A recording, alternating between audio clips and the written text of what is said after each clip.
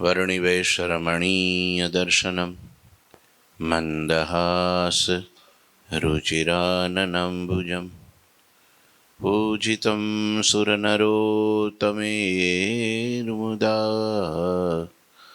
धर्मनन्दनमहं विचिन्तये। गुरुर्ब्रह्मा गुरुर्विष्णु गुरुर्देवो महेश्वर गुरुः साक्षात् परं ब्रह्मा तस्मै श्री गुरुवे नमः। ओम अवतारिणे श्री स्वामिनारायणाय नमो नमः। श्री घनश्यामाय नीलकंठाय सहजानंदाय च नमो नमः। हरिकृष्णाय परं ब्रह्मणे च नमो नमः। श्री सद्गुरु चरणकमलेभ्यो नमो नमः। बोलो श्री स्वामिनारायण भगवाननी जय। श्री ठाकुरजी महाराजनी जय। श्री हरिकृष्ण महाराजनी जय। श्री घनश्याम महाराजनी जय। श्री सद्गुरुदेवनी जय। श्री 500 परमहंसनी जय। जय श्री स्वामिनारायण। श्री पुरुषोत्तम चरित्र अध्याय 46। રામાનંદ સ્વામી જેતપુર પધાર્યા, વર્ણીને ગાદી સોંપવાનો સંકલ્પ કર્યો. ત્યાંથી કથા આપણે આગળ ચલાવીશું. નીલકંઠ વર્ણીની તપ ત્યાગની રુચિ બહુ જોઈ સ્વામીએ. એની ઉપર ખાસ વિશેષ અહીંયા અધ્યાયમાં વાતો લખી છે.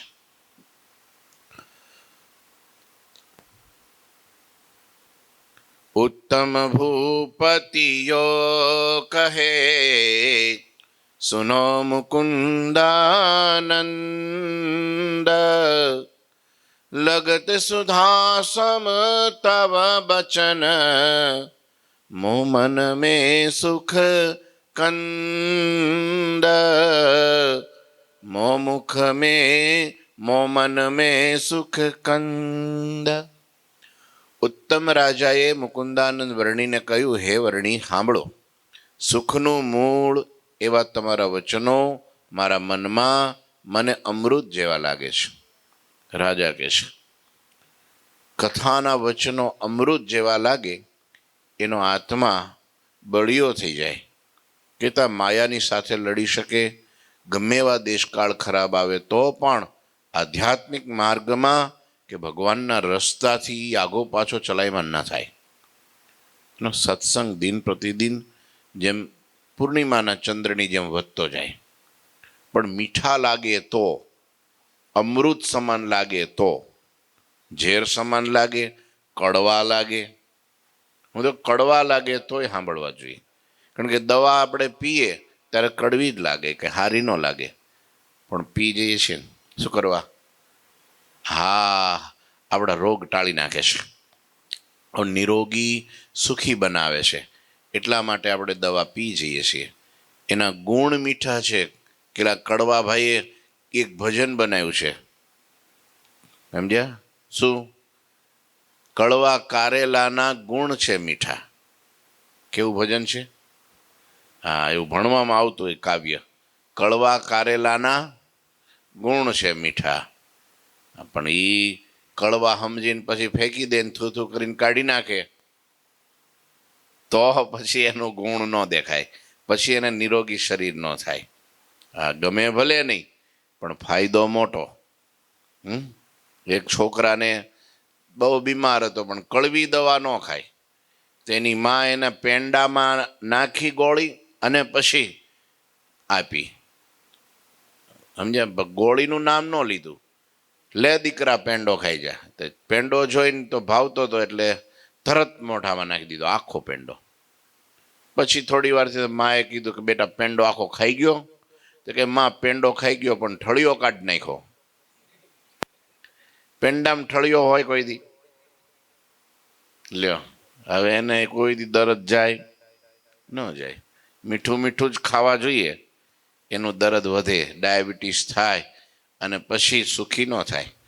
હા, પછી સહેજ વાગે તો એ રૂજઈ ન આવે અને પગય કળે ને, માથુંય કળે ને, છાતી કળે ને, વાહોય કળે ને, પેટય કળે.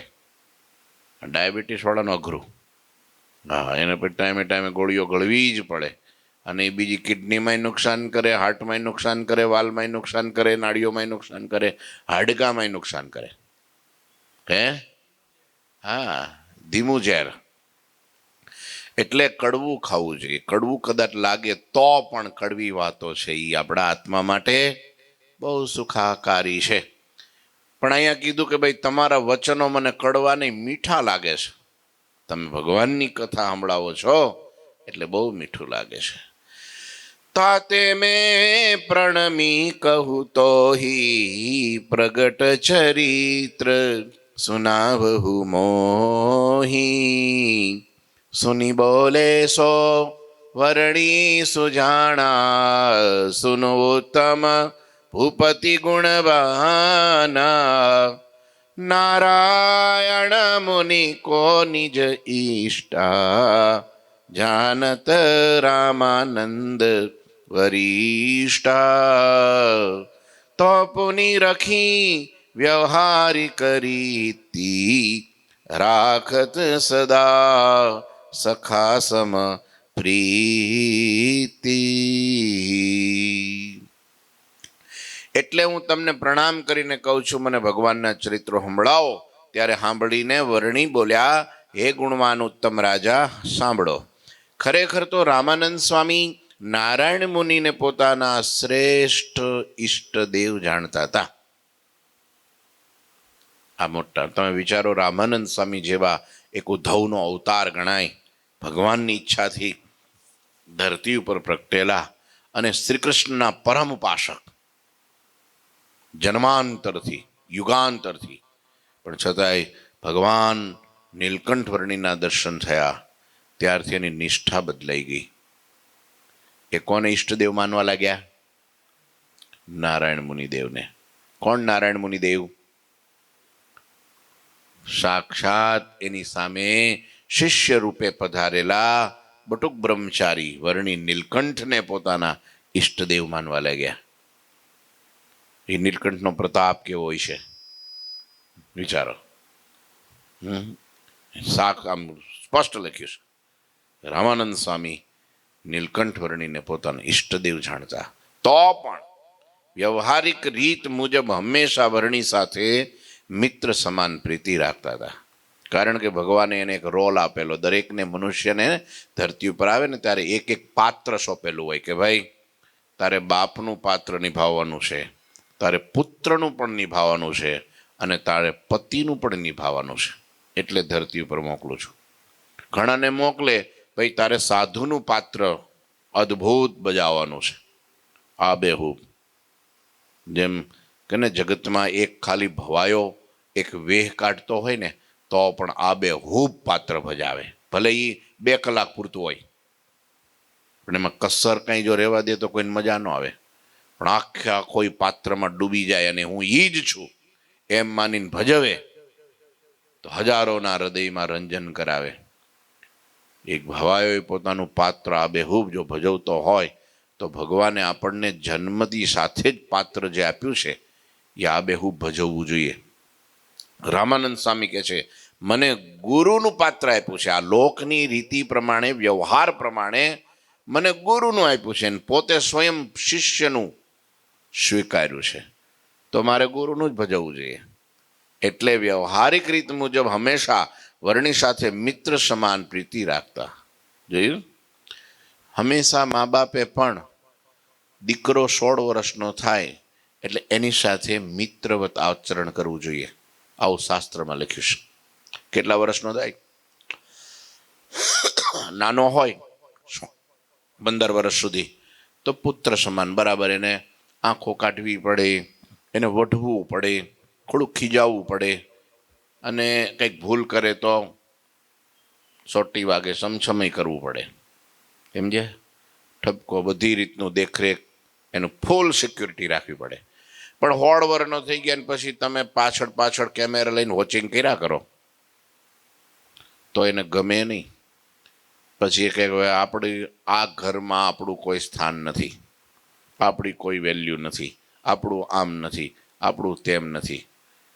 પછી આજુબાજુમાં આડોશી પાડોશી બધી જગ્યાએ વાતો જાય ને ઘરનું વાતાવરણ ગંદુ. પછી મિત્રવત, પછી એની સાથે બેસો, સુખ દુઃખની વાતોની આપલે કરો. સમજ્યા? તમારી કંઈક મુસીબત હોય તો એને કહો, એની મુસીબત હોય તો તમે એને પૂછો, થોડો આનંદ કિલોલ કરો. મિત્ર સાથે કેવું કરીએ? અંતરાય રાખે કાંઈ? વ્યવહારની વાતો 15 વર્ષથી નીચે હોય ત્યાં સુધી દીકરા આગળ આપણે ન કરીએ, પણ પછીથી ધીરે ધીરે એમને બધું શીખવાડવું પડે, મિત્રવત આચરણ કરવું પડે. એમાં કદાચ ક્યારેક પેલો બોલી જાય. હવે મિત્ર હોય ને, ગમે એમ અફડાતફડીને 2 કડવા શબ્દો કહી દે તો આપણને મીઠા લાગે ને. કેમ કે આપણો મિત્ર છે. કે ફ્રેન્ડશીપ તો એનું નામ કહેવાય ને. એમ પોતાના પુત્ર સાથે પણ મિત્રવત આચરણ રાખવું. ક્યારેક બોલી જાય, ક્યારેક કંઈક અવળું પગલું ભરી દે, તો પણ વિશાળ દિલ રાખીને એને સ્વીકારી લેવો પાછો. હા, એમ ન કહી દેવું જા તું મારો દીકરો નહીં, હું તારો બાપ નહીં. એમ અફડાથફડી કરે તો કોઈ દિવસ કળિયુગ ને કંકાસ ને કંઈ ઘરમાંથી મટે નહીં. એમ પાત્ર બદલાઈ ગયું. એમ ગુરુ રામાનંદ સ્વામી હવે ખબર છે કે વર્ણી હવે 20 વર્ષના થયા, 19 વર્ષના, આમ તો 20 વર્ષના જ કહેવાય. હવે મારે એની સાથે પુત્રવત શિષ્યવત નહીં, મિત્રવત. કેવું? મિત્રવત આચરણ રાખવું. મિત્ર સમાન પ્રીતિ રાખતા. લ્યો, જેહી જેહી કાર્ય કરન કો ધારે, બેઠીએ કાંતે સુવિચારે, રહત નહીં પલ એક પુનિ ન્યારા, સોહત દેહ છાહાનુસારા, રેવત ગિરી કે ચહું પાસા, વિચરી સનાથ કિએ સબ દાસા. રામાનંદ સ્વામી જે કાર્ય કરવાનું ધારે એ બાબતે સહજાનંદ સ્વામી સાથે એકાંતમાં બેસીને વિચારતા હતા. એકલા કામ નહોતા કરી નાખતા. શું કરતા? વર્ણીને બેહાડતા. એને કહે કે આ કામ કરવું છે તો પહેલા સૌથી પહેલા વર્ણીને બોલાવી લે, અહીંયા આવો, આપણે એકાંતમાં બેસવું છે. બંને જણા બેસી વાટાઘાટ વિચાર આ તે બધું આપલે કરી લેતા. તેઓ એક પળ પણ શ્રી હરિથી દૂર રહેતા નહીં. ગુરુ શિષ્ય બંને દેહ અને પડછાયાની જેમ શોભતા હતા. રામાનંદ સ્વામી દેહ, નીલકંઠ વર્ણી એનો પડછાયો થઈને રહેતા, અને નીલકંઠ વર્ણીનો પડછાયો થઈને રામાનંદ સ્વામી પણ રહેતા. લ્યો, ઓળખી ગયા હતા ને, આ કોણ છે? પ્રભુ છે. હું તો ગુરુ બન્યો છું, પણ મારે તો જાણી રાખવાનું છે. પછી રામાનંદ સ્વામી નારાયણ મુનિ સાથે રાખીને રેવતાચળ ગિરનાર પર્વતની આસપાસના ગામડાઓમાં વિચરણ કરવા લાગ્યા. એ દરમિયાન ત્યાંના સર્વ ભક્તોને સનાથ એટલે કે કૃતાર્થ કરતા હતા. આમ ભૂમિ ઉપર શ્રી કૃષ્ણની ભક્તિનો વિસ્તાર કરતા મુમુક્ષુ નરનારીઓને સાચું જ્ઞાન સમજાવતા હતા. કયું જ્ઞાન? હું તો ડુગડુગીનો વગાડનારો છું, અને આ જે પધાર્યા છે એ કોણ છે? ખેલના ભજવનારા છે. ગામડે ગામડે કહેતે તો કે આ વાત સાચી તમારી સામે, એટલે હું લાવ્યો છું. ને ગામડે ગામડે ફરી આ વાત કરતા. કોઈ જગ્યાએ 1 માસ, ક્યાંક 15 દિવસ, તો વળી કોઈ સ્થાને ઓછા દિવસ રહીને રામાનંદ સ્વામી ફરતા ફરતા જેતપુરમાં પધાર્યા છે. જેતપુર ગામમાં ઉનડ ખુમાણ નામના સદગુરુ રામાનંદ સ્વામીના સદગુણી શિષ્ય, એમણે અંતરની પ્રીતિપૂર્વક પ્રાર્થના કરી સદગુરુ રામાનંદ સ્વામીને પોતાના પૂરમાં પધરાવ્યા. રામાનંદ સ્વામી સાથે એક મહાયોગેશ્વર સહજાનંદ સૌરાષ્ટ્રમાં પધાર્યા છે, એવું ઉનડ બાપુને ખ્યાલ આવી ગયો. આ વાતની પ્રસિદ્ધિ ચારેય બાજુ થતા બધાએ ભક્તો મળી દર્શન ટોળે ટોળા આવવા લાગ્યા. જેમ હાકર હોય, કીડીઓનું ટોળું થાય ને, એમ હૃદયમાં આનંદ સાથે સર્વે રામાનંદ સ્વામીના સત્સંગીઓ, બિન સત્સંગીઓ બધાએ દોડીને કોના દર્શન કરવા આવવા લાગ્યું? નીલકંઠ વર્ણિના. કે કોણ છે, બહુ વખાણ થાય છે, બહુ વાતો થાય છે. સર્વ સમય અરુ સર્વ સ્થલ में रहत वर्णी निज रूप अचल में सत्य रुसोच दया रुक्षांति त्याग पुनि वैराग अरु शांति निष्कामी निर्मल निर्मानी दंभ रहित तेज तितिक्षा तप बल शास्त्र बीच छनता अरु સુરવીર વર્ણિના ગુણો વિશે લખ્યું છે. કેવા હતા? મતલબ કે આ કથા આપણે સાંભળી ગયા છીએ એકવાર, તમને યાદ નથી ને? તો આ પ્રોબ્લેમ લ્યો તાર. આ કથા આખી આવી ગઈ છે 15 દી પહેલા. કેટલા દી પહેલા? 15 દિવસ પહેલા. નારાયણ મુનિ સદા નિષ્કામી નિર્મળ નિર્માની દંભરહિત સર્વજનોને સુખદાયી તેજ તિતિક્ષા તપ બળથી પરિપૂર્ણ શાસ્ત્રમાં નિપુણ સ્વભાવમાં સુરવીર તદુપરાંત સ્મૃતિ રાખવામાં સર્વ કળાઓમાં કુશળ સર્વ બાબતમાં જ્ઞાતા શુભ કાર્ય કરવામાં ઉતાવળા કોમળ ચિત્તવાળા દાતા ઓજસ્વી ઐશ્વર્યથી યુક્ત અને વચન બોલવામાં ચતુર ને વિવેકી હતા. નહીતર બહુ બોલવામાં હે ને વાચાળ, બોલવામાં ચતુર બહુ હોય ને પછી મૂંગો ન રહે. એ પછી સામે કોઈ વ્યક્તિ પાત્ર કુપાત્ર જોવે નહીં, નાનો મોટો જોવે નહીં. એ બડબડ બડબડ બડબડ બડબડ કરતો જ હોય, કારણ કે નિપુણ છે ને બોલવામાં, બહુ હોશિયાર હોય. ઘણા છોકરાઓ હોય ને, જ્યાં જાય ત્યાં બોલ બોલ બોલ બોલ બોલ બોલ બોલ બોલ. કોઈ માણસો એવા હોય પાછા, તમારો વારો ન આવવા દે. આપણે પછી કહેવું પડે કે ભગત હવે થોડી વાર થાક્યા હોય તો થોડો પોરો લઈ લ્યો તો મારો વારો આવે. અમિત ભગત દાંત કાઢે. હા હા, વાચાળ બોલવામાં હોશિયાર હોય પણ વિવેક ન હોય કે ક્યાં બોલવું, કેટલું બોલવું, કોની સાથે બોલવું, શું બોલવું, એ બહુ જરૂરી છે.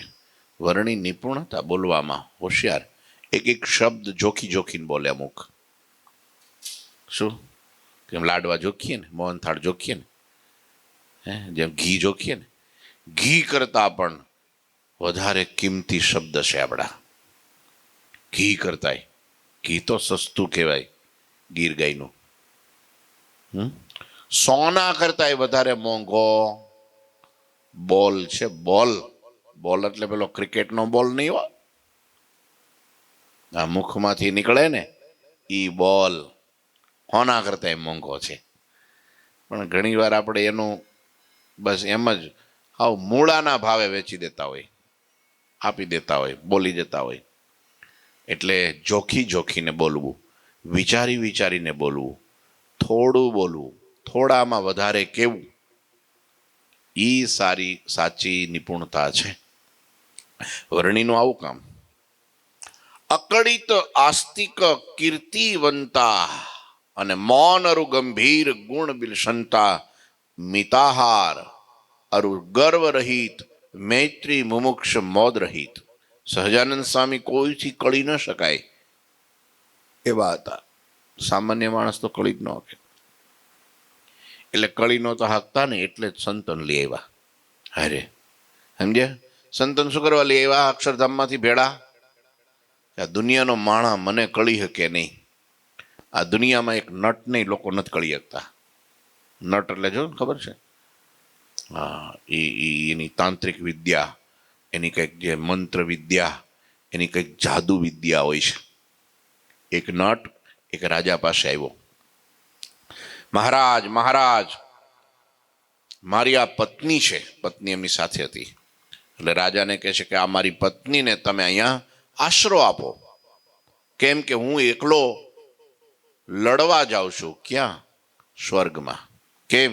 દેવોને દાનવોનું યુદ્ધ થયું છે અને દેવો ના પક્ષમાં મારે લડવાનું છે દાનવોની સામે. એટલે આને ક્યાં હું હારે ફેરવું યુદ્ધમાં? એટલે તમને સોંપીને જાઉં છું. હું આવું એટલે પાછી મારી પત્ની હું લઈ જઈશ સાથે. ત્યાં સુધી એને તમે એનું રક્ષણ કરજો. રાજન થયું કંઈ વાંધો નહીં, અને આ તો ઉડ્યો, વયો ગયો. પછી થોડોક સમય થયો ત્યારે એ પેલા બધાના દેખતા, એમની પત્નીના દેખતા, રાજાના દેખતા, સિપાહીઓના દેખતા, મંત્રીમંડળના દેખતા પેલા જે ગયો તો લડવા નટ, એના હાથ પગ નીચે મીંડા પડવા. હાથ પડ્યો, પછી પગ પડ્યા, ધડ પડ્યું, પછી માથું પડ્યું. લ્યો, પેલા માથું પડે કે પેલા ધડ પડે? પેલા માથું પડે, પછી ધડ પડે, ત્યાર પછી ધડ પડે. ધડ માથું હોય ત્યાં સુધી ન પડે. પછી માથું પડ્યું, પછી ધડ પડ્યું, આખું શરીર પડ્યું કટકા. એની પત્નીએ તો પોક મૂકી. કેમ? ઓળખી ગઈ, આ મારા ધણીના અંગો છે. રાજાને કીધું, મારો પતિ યુદ્ધમાં શહીદ થઈ ગયો છે, હવે બલિદાની આપી દીધી છે, એટલે હવે હું સતી છું, એટલે મારે મારા પતિના અંગોને ખોળામાં લઈ ચિત્તા ઉપર ચડીને હું શું કરીશ? જોહર કરીશ. જોહર કે ને હું કે જોહર. હવે હું ન જીવી શકું. સમજાવી તો કે ના, મારો ધર્મ છે પતિવ્રતાનો કે હવે હું જીવતી નહીં રહું. ચિત્તા ખડકાણી અને ચિત્તાની ઉપર ચડી ગઈ, ભળભળ બળી ગઈ. પણ બળી ગઈ ને રાખ ઠરી ગઈ ને થોડીક વાર થઈ એટલે પેલો નટ આવ્યો રાજા પાસે કચેરીમાં. જય હો, જય હો કે છે કે દેવોનો જય થયો, દાનવોનો પરાજય થયો. મહારાજ, મને બીજું કંઈ ન આપો તો કંઈ નહીં, મારી પત્નીને મેં તમારા રક્ષણમાં મૂકી હતી, મારી પત્ની મને પાછી આપી દો. ત્યાં તો બધાની આંખો પોળી થઈ ગઈ, આખી સભા સ્તબ્ધ થઈ ગઈ. રાજા કે ભાઈ, પત્ની તારી બળી ગઈ છે, હવે હું લાવી શકીશ નહીં. કેમ? હવે તું કોણ ને પેલું પડ્યું એ કોણ? હું તો જીવતો છું. તો કે ના, તારા અંગો પડ્યા, બધાના દેખતા તારી પત્ની ચિત્તા ઉપર ચડીને સળગી ગઈ. ખોટી વાત છે, તમારું મન બગડ્યું છે. શું કીધું પેલા એ નટે? તમારું મન બગડ્યું છે, મારી પત્ની જીવતી છે, હું જીવતો છું, હું તો પડ્યો જ નથી. જો આ તમારે સામે ઊભો. ત્યારે કે ભાઈ એ કાંઈ સમજાતું નથી, તો આ બધું આ બધા સાક્ષી છે કે? પેલા નટે કીધું કે મારી પત્નીને હું લઈ આવું. ક્યાંથી લાવીશ? તે રાજાના સિંહાસન પાછળ ગયો અને એની પત્નીનું કાંડું પકડીને લઈ આવ્યો. એટલે આ કોણ છે કે?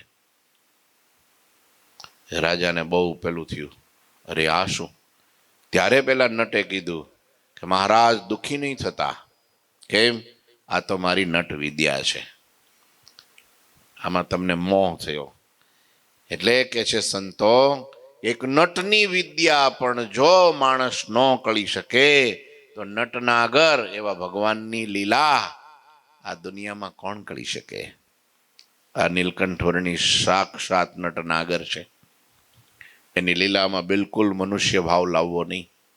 શરીર ઉપર કપડું નથી, એક એક નાળીઓ ગણી શકાય એવી છે, પાસળા બધા ગણી શકાય એવા છે. એટલું ક્ષીણ શરીર થઈ ગયું છે. અને મનુષ્ય રૂપમાં આમ કોઈ એને જોવે તો હું વિચારે? વર્ણી છે, કોઈક મહાત્મા છે, કોઈક સંન્યાસી છે, બહુ તપસ્વી છે, એમ માની અને ઘણા લોકો એને મહાપુરુષ માને, ઘણા લોકો સંત માને, ઘણા લોકો સમાજ સુધારક માને. કે સ્વામિનારાયણ એટલે કોણ? સમાજ સુધારક હતા, એક સંત હતા, એક સદગુરુ હતા. બસ લ્યો. પણ આ પૂર્ણ પુરુષોત્તમ પરાત્પર પર બ્રહ્મ સર્વ અવતારી, સર્વ કારણના કારણ, સર્વોપરી ભગવાન છે, એવું તો રામાનંદ સ્વામી, મુક્તાનંદ સ્વામી ઓળખી શકતા, પર્વતભાઈ ઓળખી શકતા. બધાનું કામ એટલે કે છે કે આ કળી શકાય નહીં એવા છે. લ્યો, કીર્તિમાન છે, આસ્તિક, બિનજરૂરી બાબતમાં મૌન રહેનારા, ગુણગંભીર પ્રકૃતિવાળા, અતિ યોગ્ય આહાર કરનારા, સૌના મિત્ર, મુમુક્ષુને સદા આનંદમાં રહેનારા છે. આવા અનેક ગુણોથી શોભાયમાન હોવા છતાં સહજાનંદ સ્વામી સદા ગર્ભરહિત છે. લ્યો, આ બધું એટલે લખે છે. ભગવાન તો આવા જ હોય, એને જ ભગવાન કહેવાય. બાકી તો બધાય ભગવાન થઈ જાય બાપા. જો એમ થોડા ગુણ આવી જાય ને ઉચક્યો ઉચકાય નહીં તો બધાય ભગવાન થઈ જાય. પણ ભગવાનમાં આટલા ગુણો હોવા છતાં, આવા મોટા હોવા છતાં બધી રીતે સદગુણી, ભગવાનમાં ગુણોની ક્યાં વાત કરવી, પણ છતાંય ભગવાનને પોતાના ગુણનો ગર્વ નહીં બિલકુલ. બોલો, બાકી બધાને ગર્વ આવી જાય. હા, દેવોની સભામાં નથી એક ઉપનિષદમાં કથા આવે છે કે બધા પોતપોતાની શક્તિનું પ્રદર્શન કરતા. અગ્નિદેવ કે હું ધારું તો બ્રહ્માંડને બાળી નાખું, અને ત્યારે વરુણ ભગવાન કે અરે હું વાત કરે, તું બાળવા તો જા, પણ હું બેઠો એક છાલક મારું ને બધું ઠાર નાખું, મારામાં એટલી તાકાત. હા, જળની શક્તિની હજી તને અહેસાસ નથી, અનુભૂતિ નથી.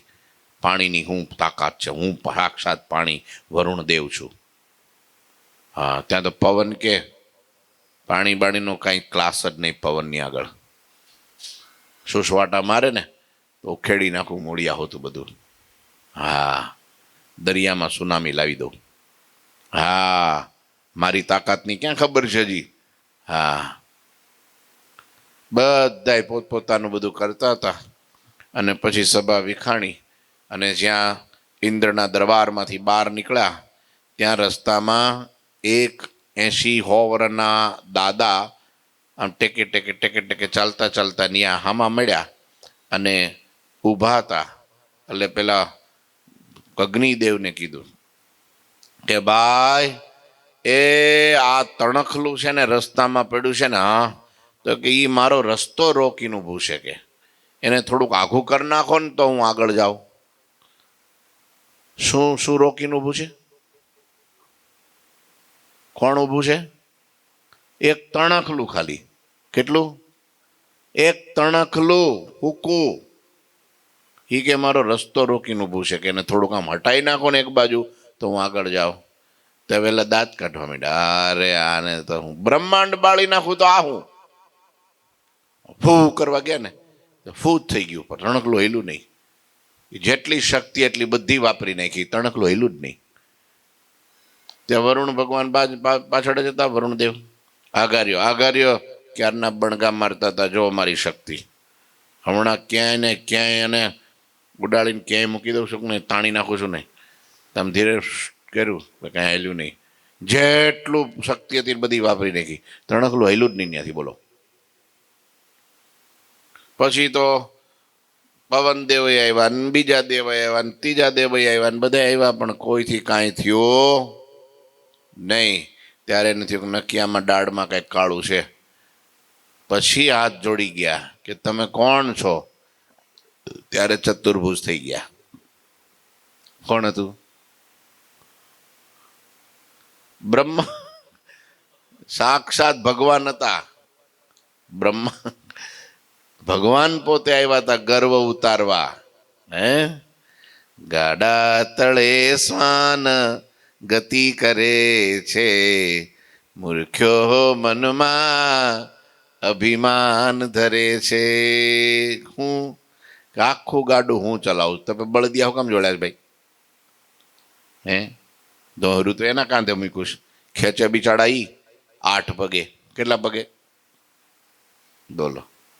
ખેંચે અને કૂતરું પેલા ધોહરે નીચે આમ હેલું જાય, 2 બળદની વચ્ચે વચ્ચે નીચે પેલા પાટડા નીચે. અને વિચારે હું આખું ગાડું કોણ ચલાવે છે, કોણ ખેંચે છે? હા, એક નાનકડું એવું ઘર હોય ખાલી 2 BHK. કેટલું? તો એ હું વિચારે આખું ઘર કોણ ચલાવે છે? બોલો. હવે આપણાથી આપણે ખાધેલું હોય પચે નહીં આપણાથી, તો બીજું શું હાલે આપણાથી? મિથ્યાભિમાન કહેવાય. અહીંયા ભગવાનમાં આટલી શક્તિ છે, ઐશ્વર્ય છે, તાકાત છે. બધા સમગ્ર બ્રહ્માંડો નહીં, અનંત કોટી ધામોનું સંચાલન પોતે એકલા કરે છે. છતાંય કેવા છે? બોલો. અને આપણે શું કહીએ, હું ન હોઉં તો ન થાય. હમણાં 15 દી બહાર જાઓ લ્યો, જોજો અહીં બધું આમ આમ તેમ રફડા થપડી થઈ ન જાય કેજો. હવે આપણે નહોતા તે દી હાલતું હતું, અને આપણાથી સારું હાલતું હતું. પાછું બગાડ્યું કોને?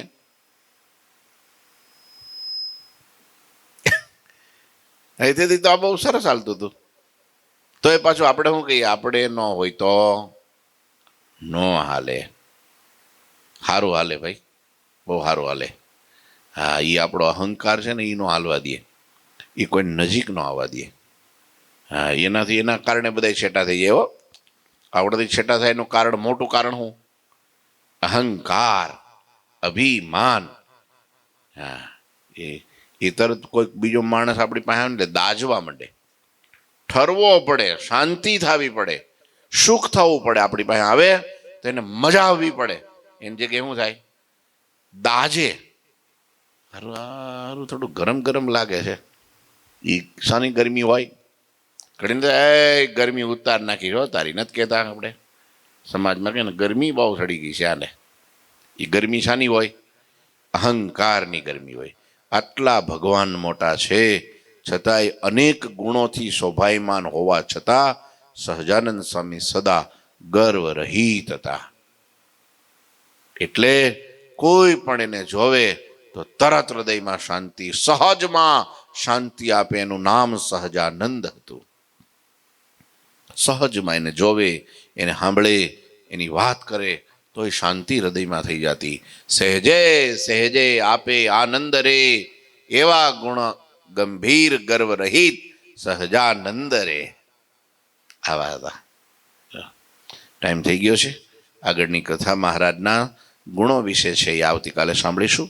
ઠાકોરજી મહારાજની શ્રીપતિમ શ્રીધરમ સર્વદેવીશ્વરમ ભક્તિ ધર્માત્મજમ વાસુદેવમ હરે માધવમ કેશવમ કામદમ કારણમ સ્વામિનારાયણમ નીલકંઠમ ભજે. શ્રી ઠાકોરજી મહારાજની